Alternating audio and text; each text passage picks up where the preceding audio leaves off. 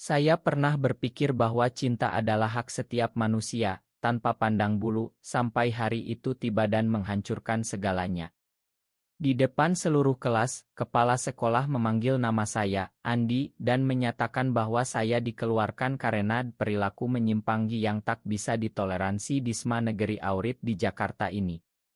Air mata saya menetes saat teman-teman menatap dengan campuran kejutan dan jijik, tapi yang paling menyakitkan adalah tapan Ari, sahabat sekaligus orang yang saya cintai diam-diam, yang tiba-tiba berpaling seolah tak pernah mengenal saya. Itu semua bermula dari sebuah catatan rahasia yang jatuh ke tangan guru saya, Andi, seorang siswa kelas 12 yang biasa-biasa saja, hidup di keluarga sederhana di pinggiran Jakarta. Ayah saya bekerja sebagai sopir angkot, ibu menjual gorengan di pasar. Saya tak pernah membayangkan bahwa orientasi seksual saya akan menjadi bom waktu. Di Indonesia, di mana nilai-nilai tradisional masih kuat, menjadi gay seperti membawa kutukan. Tapi Ari, dia berbeda. Dia kapten tim sepak bola sekolah, populer, dan selalu melindungi saya dari bully. Kami bertemu sejak berbagi mimpi tentang masa depan. Saya ingat malam itu di lapangan sekolah, saat hujan deras, dia memeluk saya untuk menghangatkan, dan detik itu saya tahu perasaan saya tak lagi sekadar persahabatan. Hari-hari sebelum kejadian itu penuh ketegangan. Saya mulai curiga ada yang salah ketika Ari mulai menjauh. Dia bilang sibuk latihan, tapi saya lihat dia sering berbisik dengan Riko, teman sekelas yang selalu iri dengan kedekatan kami. Riko, anak orang kaya yang sombong, sering mengolok-olok siswa miskin seperti saya. Suatu hari, saya menemukan catatan saya yang hilang di meja Riko. Itu catatan di mana saya tuangkan perasaan pada Ari. Panik, saya konfrontasi dia, tapi Riko hanya tertawa. Lo pikir lo bisa sembunyi selamanya? Gue kasih tahu guru biar lo hilang dari sini. Kata-katanya seperti pisau, tapi saya tak percaya Ari terlibat. Pagi itu, saat apel pagi, kepala sekolah memanggil saya ke depan. Andi, kami menerima laporan bahwa kamu terlibat dalam hubungan tidak wajar dengan sesama jenis. Ini melanggar aturan sekolah dan norma masyarakat kita. Suara dia bergema di lapangan, siswa-siswa bergumam. Saya lihat Ari di barisan depan, wajahnya pucat, tapi dia tak membela saya. Malah, dia menunduk. Itu pengkhianatan pertama yang saya rasakan. Saya dikeluarkan seketika, tanpa kesempatan membela diri. Pulang ke rumah, ayah marah besar, memukul saya sambil berteriak, "Kamu bikin malu keluarga." Ibu hanya menangis di sudut. Malam itu, saya tidur di jalan, tak tahu harus kemana. Esok harinya, saya dapat pesan dari Lina, sahabat perempuan saya di kelas. Andi, semua orang heboh. Ari bilang dia tak tahu apa-apa, tapi gue lihat dia nangis sendirian. Hati saya hancur. Apakah Ari benar-benar tak peduli? Saya putuskan untuk bertemu dia di taman dekat sekolah. Saat dia datang, matanya merah. "Kenapa lo diam aja kemarin?" tanya saya dengan suara gemetar. Ari memeluk saya tiba-tiba. "Gue takut, Andi. Keluarga gue konserati, kalau mereka tahu, gue bisa diusir juga." Ternyata dia juga mencintai saya, tapi takut. Kami berciuman di bawah pohon mangga, pertama kalinya, penuh emosi. Tapi saat itu, saya tak tahu bahwa ini awal dari badai yang lebih besar. Kelas kami, kelas 12 IPA Hiji, mulai terpecah. Beberapa siswa mendukung saya diam-diam, seperti Lina dan Budi yang mengirim makanan ke tempat saya mengungsi di rumah saudara. Tapi Riko memimpin kelompok yang menentang, menyebar rumor bahwa saya menular ke Ari. Suatu hari, Ari dipanggil ke ruang buk. Saya dengar dari Lina bahwa Riko mengaku melihat kami berdua. Ari ditanya, dan dia mengaku. Bukan mengaku cinta, tapi mengaku bahwa saya yang memaksanya. Itu dusta. Saya tak percaya saat Lina cerita. Ari bilang lo yang mulai, biar dia aman. Pengkhianatan kedua, lebih dalam. Saya merasa dunia runtuh. Saya mulai mencari pekerjaan jadi buruh di pasar malam. Di sana, saya bertemu dengan Pak Hadi, seorang aktivis yang pernah mengalami hal serupa. Dia cerita tentang komunitas di Jakarta yang mendukung orang seperti saya. Kamu tak sendirian, nak. Banyak yang berjuang. Kata-katanya memberi harapan. Saya mulai ikut pertemuan rahasia, belajar tentang hak asasi manusia. Sementara itu, di sekolah, ketegangan memuncak. Ari mulai dibully oleh Riko dan Genya. Lina bilang Ari sering bolos depresi. Saya ingin hubungi dia, tapi hati saya sakit. Suatu malam, Ari datang ke tempat saya bekerja. Andi, gue salah. Gue takut, tapi sekarang gue sadar, tanpa lo, gue hampa. Kami bicara panjang, menangis bersama. Dia cerita bahwa Riko memeras dia dengan otot kami. Ari akhirnya melawan, lapor ke guru bahwa Riko yang memulai semua. Tapi sekolah tak percaya, malah Ari yang diancam skors. Itu titik balik. Saya putuskan untuk kembali bukan sebagai siswa, tapi sebagai pejuang. Dengan bantuan Pak Hadi, saya ajukan petisi ke sekolah, didukung komunitas LB. Berita menyebar di media sosial, orang-orang mulai bicara tentang diskriminasi. Kelas kami terlibat, Lina memimpin demo kecil di sekolah. Riko panik, mengaku semuanya. Ternyata dia iri karena Ari lebih memilih saya. Pengakuan itu mengguncang semua. Kepala sekolah akhirnya minta maaf, tapi terlambat untuk saya. Saya tak kembali sekolah, tapi takdir berubah. Ari keluar dari sekolah, ikut saya belajar di rumah. Kami bersama menghadapi dunia. Tapi cerita belum selesai. Ada konflik lebih besar menanti. Setelah pengakuan Riko, sekolah menjadi arena perdebatan sengit. Saya, Andi, meski sudah dikeluarkan, menjadi simbol perlawanan.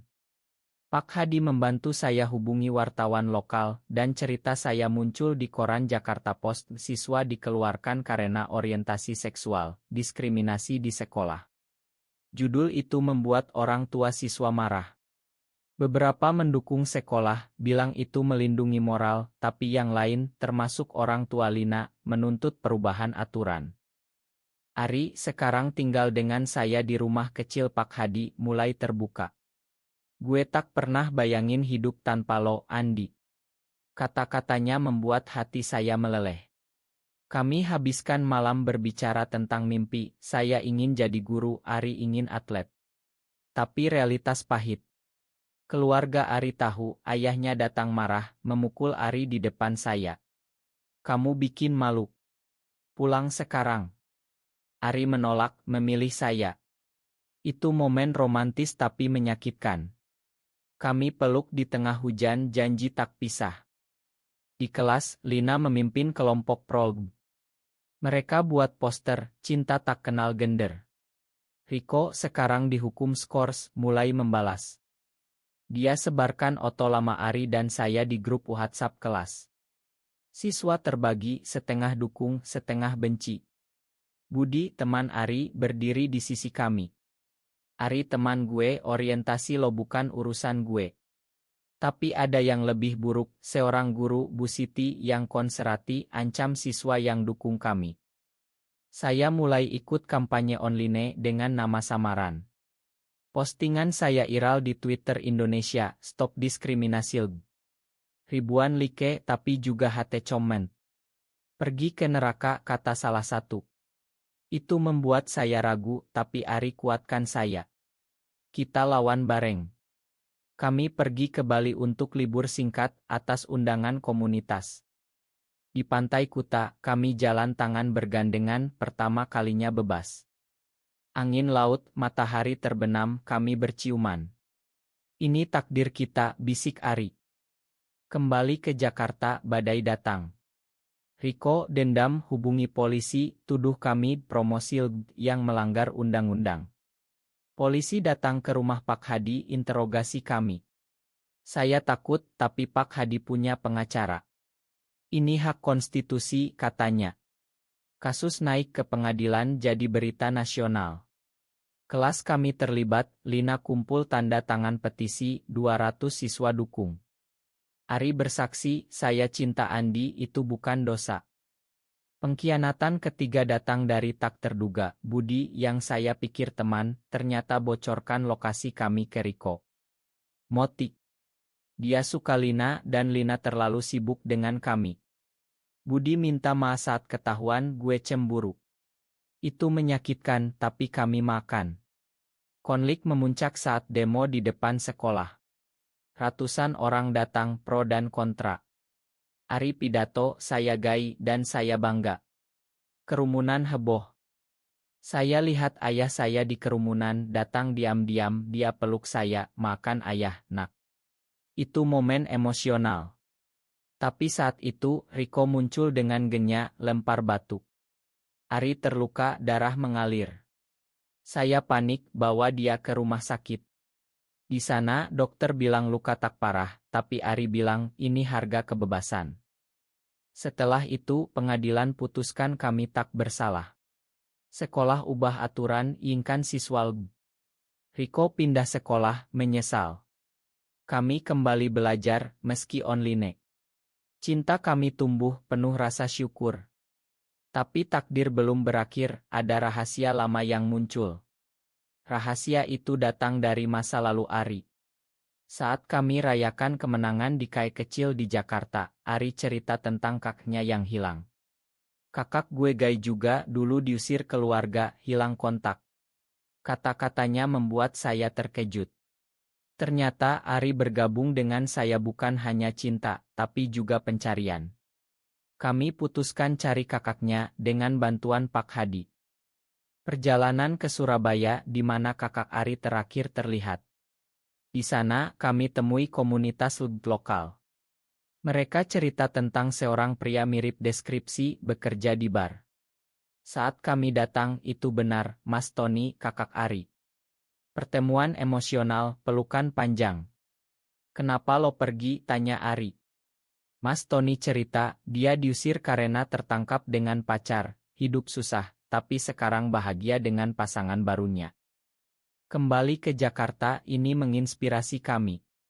Saya mulai tulis buku tentang pengalaman takdir cinta terlarang. Ari dukung, kami habiskan malam edit bersama. Tapi konflik baru, orang tua Ari tolak Mas Tony kembali. Ayah Ari bilang satu anak cukup bikin malu. Ari marah, putus hubungan. Itu pengkhianatan keluarga, membuat dia depresi. Lina dan Budi bantu atur rekonsiliasi. Di rumah Ari, kami bicara. Saya cerita pengalaman saya, bagaimana ayah saya berubah. Akhirnya, ayah Ari luluh, peluk Mas Tony. Momen personel, penuh air mata.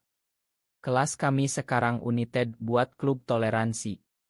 Riko surprisingly hubungi Ari, minta maaf.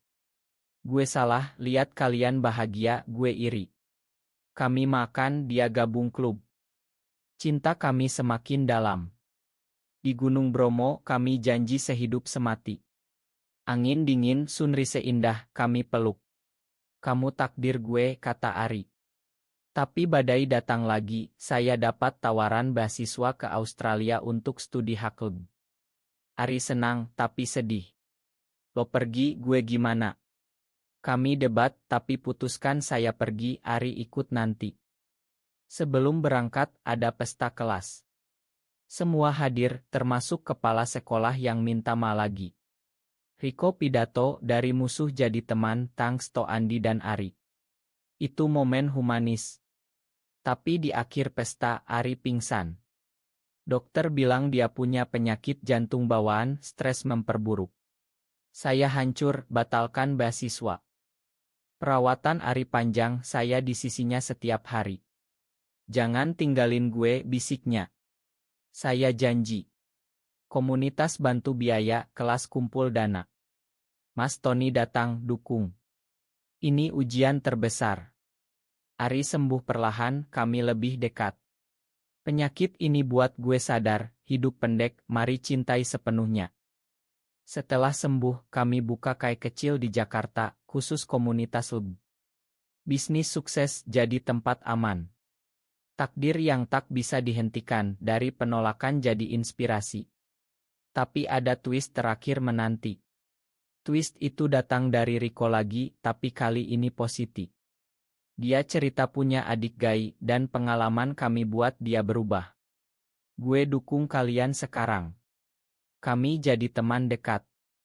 Kayak kami ramai, artis lokal datang promosi toleransi. Ari dan saya rencana nikah simbolis di Bali. Di pantai dengan teman dan keluarga. Ayah saya jadi saksi, bangga. Kamu pahlawan, nak. Upacara sederhana, penuh cinta. Kami tukar cincin janji abadi. Malam itu di Ila, kami bicara masa depan, adopsi anak, mungkin. Tapi konflik muncul, Undang-Undang Indonesia tak akui pernikahan sesama jenis. Aktis lawan demo besar di Jakarta. Kami ikut, Ari pidato lagi. Cinta kami sah di mata Tuhan. Kerusuhan terjadi, polisi bubarkan. Ari terluka lagi, tapi ringan.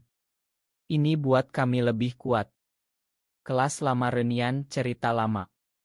Lina nikah dengan Budi, kami undang. Riko bawa pacar perempuan, dukung. Semua berubah karena kami. Saya tulis buku kedua tentang perjalanan ini. Terbit bestseller di Indonesia. Tahun berlalu, Ari sehat, bisnis berkembang. Kami punya anak angkat, seorang yatim piatu. Hidup bahagia meski tantangan. Takdir tak bisa dihentikan, dari ditolak jadi pemimpin perubahan. Tapi di akhir, ada momen Big Pak Hadi meninggal karena usia. Kami makamkan dia dengan hormat, janji lanjut perjuangan. Itu mengingatkan hidup rapuh. Ari dan saya peluk di makam, bersyukur. Cerita kami jadi legenda di sekolah, inspirasi generasi baru. Dengan berjalannya waktu, kami jadi pusat aktivisme. Kami adakan workshop tentang toleransi, undang sekolah-sekolah. Semalama kami pertama datang, kepala sekolah baru minta resmi. Ari dan saya jadi pembicara, cerita pengalaman. Anak angkat kami, kecil bernama Dio, tumbuh bahagia. Papa Andi, Papa Ari, aku cinta kalian. Kata-katanya melelehkan hati. Kami ajar dia nilai humanis, tak diskriminasi. Konflik baru, pemerintah usul undang-undang anti-LGB. Kami lawan, kumpul petisi jutaan. Ari pimpin mars, saya di belakang panggung. Demo damai, tapi ada provokator. Ari ditangkap, tuduh hasut. Saya panik, hubungi pengacara. Di penjara, Ari kirim surat, jangan khawatir, cinta kita kuat. Saya kunjungi, peluk lewat kaca. Kasus naik, media dukung. Akhirnya, bebas karena bukti lemah. Keluar, kami peluk di depan wartawan. Ini kemenangan cinta. Kembali ke rumah, Dio tanya, kenapa Papa Ari di penjara? Kami jelaskan sederhana, tentang keadilan. Itu buat kami lebih dekat sebagai keluarga. Riko sekarang aktif juga, bantu kami. Dari pengkhianat jadi sekutu, katanya tertawa. Kelas lama bantu buat jaringan nasional. Di usia 30, kami rayakan anniversary di Bali lagi. Sunset, tangan bergandengan. Tak bayangin hidup tanpa lo, kata Ari. Saya jawab, kamu takdirku. Tapi kesehatan Ari memburuk lagi. Dokter bilang butuh operasi mahal. Kami kumpul dana, komunitas bantu. Operasi sukses, Ari sembuh. Ini ujian terakhir, katanya. Hidup berlanjut, penuh cinta dan perjuangan. Akhirnya, di usia tua, kami lihat perubahan, Indonesia akui hak LGB parsial. Kami pensiun, tinggal di desa tenang di Jawa. Dio dewasa jadi aktif seperti kami. Ari dan saya duduk di teras, lihat sunset. Dari ditolak di sekolah, jadi ini, kataku. Ari peluk, takdir tak bisa dihentikan. Kami meninggal damai, legenda hidup. Kelas lama ingat kami sebagai pahlawan. Cerita ini tentang cinta, perlawanan dan kemanusiaan.